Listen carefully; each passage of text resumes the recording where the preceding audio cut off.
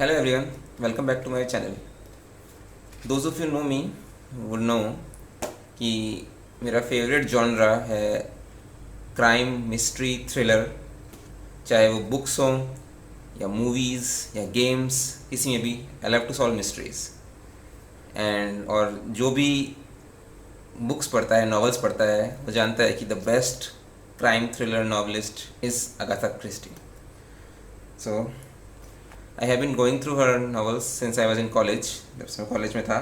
तो आज मैं रिव्यू करूँगा अगाथा क्रिस्टी की एक और पोरियोट कलेक्शन की बुक्स का, जिसका नाम है murder on the links. Agatha Christie ने अपने लाइफ टाइम में 39 नॉवेल्स लिखी, जिसमें हमारा फेवरेट डिटेक्टिव हरक्यूल पोरियोट था।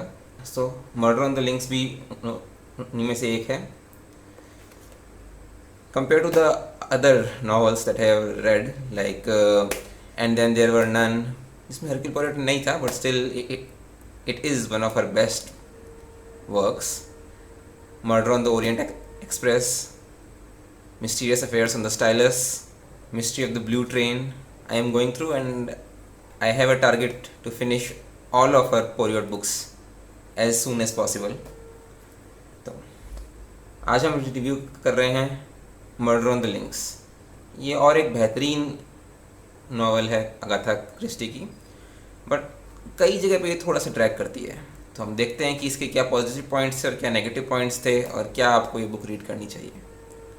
First of all, characters.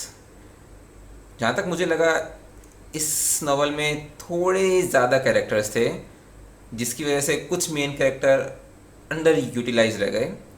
तो कौन कौन से कैरेक्टर्स थे इसमें? पहली बात तो हमारा फेवरेट डिटेक्टिव हरक्यूल पोयरोट, उसका भरोसेमंद साथी Arthur Hastings, Captain Hastings, Paul Renauld जो कि हेल्प मांग रहा है हमारे ग्रेट डिटेक्टिव से, और उसकी पत्नी एलनोइस रेनॉल्ड, उनका बेटा जैक रेनॉल्ड, एक और हमारे पोयरोट का कॉम्पिटिटर प्राइवेट डिटेक्टिव मॉन्सियोर जिरोड, मैडम डोब्रियोल, उनकी बेटी मार्थे डोब्रियोल, गैब्रियल स्टोनर जो कि पॉल रेनॉल्ड का सेक्रेटरी है। ये वन ऑफ दोज कैरेक्टर्स है जो अंडर डेवलप्ड रह गया, और अगर ये स्टोरी में नहीं भी होता तो भी ये स्टोरी वैसी ही रहती। तो इस तरह के कुछ एक्स्ट्रा कैरेक्टर्स हैं, जैसे फ्रैन फ्रॉइज, उनकी मेड, 3-4 मेड्स हैं इसमें। तो कुछ कैरेक्टर्स को अगर नहीं भी दिखाया जाता, ऑब्वियसली क्योंकि वो एक बड़ा आदमी है तो उनके मेड्स तो होंगे, पर स्टोनर अंडर डेवलप रह गया थोड़ा सा। हमारे कॉम्पिटिटर जिरूड को भी थोड़ा सा वन डायमेंशनल दिखाया गया है। वो एक बहुत ही बेहतरीन डिटेक्टिव हैं, तो ऑब्वियसली वो उनको थोड़ा अच्छे से दिखा सकते थे कि वो एकदम ही बेवकूफ़ नहीं है। ऑब्वियसली नहीं होंगे वो, पर थोड़े वन डायमेंशनल रह गए कुछ कैरेक्टर्स। बेलाडुइन, सिंड्रेला और बहुत से पुलिस वाले, कोर्ट वाले, मिनिस्टर्स एक्सेट्रा एक्सेट्रा एक्सेट्रा। क्योंकि इसमें कैरेक्टर्स बहुत थोड़े ज़्यादा थे, इसलिए कुछ कैरेक्टर्स, कुछ मेन कैरेक्टर्स अंडर यूटिलाइज रह गए हैं। जहाँ तक स्टोरी की बात करें, स्टोरी बहुत ही बढ़िया थी। प्लॉट थोड़ा सा थिन था, उसकी वजह से हमें अगाथा क्रिस्टी स्पेशल मैजिक हो सकता है आपको लगे इस बुक में नहीं है, क्योंकि प्लॉट ही थोड़ा सा थिन था, तो उसकी वजह से अगाथा क्रिस्टी भी कुछ ज़्यादा स्पेशल कर नहीं पाई। लेंथ की बात करें तो ये बुक 216 पेज की है, so it's medium size book, you can go through it with in 1 day even if you want. जहाँ तक बात करें मिस्ट्री की, मुझे लगता है ये वन ऑफ दोज बुक्स है जिसमें अगर आप बहुत ही गौर से देखेंगे तो आप भी मिस्ट्री सॉल्व कर पाएंगे। मैं भी हाफ मिस्ट्री सॉल्व कर पाया था, पूरी नहीं। Of course our beloved detective Poirot one obviously. तो कैरेक्टर थोड़े क्योंकि ज़्यादा हैं, डेवलपमेंट कम है, तो आपको पता रहेगा कि जिस कैरेक्टर की डेवलपमेंट ज़्यादा है, ज़्यादा मैं प्लॉट ट्विस्ट, मैं इसका प्लॉट स्पॉइल नहीं करूँगा आपके लिए।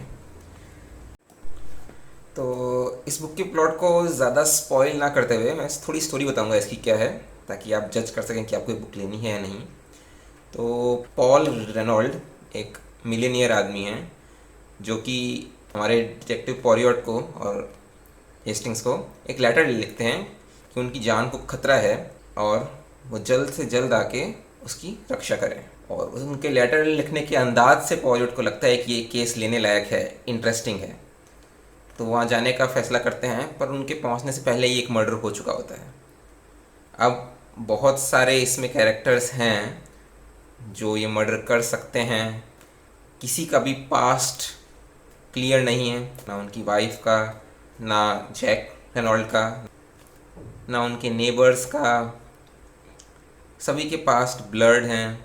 जब वो पहुंचते हैं तो एक खून हो चुका होता है और मैडम रेनॉल्ड जो हैं वो रूम में बंधी हुई मिलती हैं बेहोश।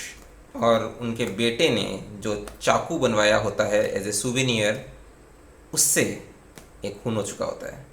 तो अब डाउट के मामले में सभी हैं, उनकी वाइफ भी हैं, उनका बेटा भी है, नेबर्स भी हैं, कुछ और कैरेक्टर्स भी हैं जो धीरे धीरे आएंगे।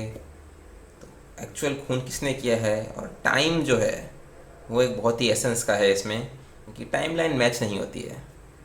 सभी के एलिबाइज से वो टाइमलाइन मैच नहीं होती है, तो किसने खून किया है, इट्स फन, बढ़िया है। क्या आपको ये बुक पढ़नी चाहिए? ऑब्वियसली।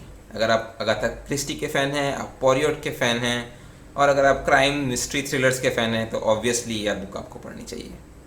ये बुक आपको अमेज़ॉन पे, फ्लिपकार्ट पे कहीं भी 150-200 रुपीज़ में मिल जाएगी। तो मैं इसको रेकमेंड करूँगा। चाहे ये अगाथा क्रिस्टी की बेस्ट बुक्स ना हो, जहाँ तक the murder of Roger Ackroyd या and then there were none उस लेवल की नहीं है, फिर भी मैं इसको दूंगा 4 out of 5 stars. I hope अगर आप नॉवेल्स पढ़ते हैं तो इस बुक को ज़रूर पढ़ें, और अगर आप नहीं पढ़ते हैं तो मैं रिकमेंड करूँगा कि आप आपके बच्चों को नॉवेल्स पढ़ना, बुक्स पढ़ना स्पेशली शुरू करवाएं, क्योंकि ये बहुत ही अच्छी हैबिट है। इससे उनका कंसंट्रेशन भी बढ़ेगा, स्पीकिंग भी अच्छी होगी और वोकेबुलरी भी बढ़ेगी। So till the next video, bye.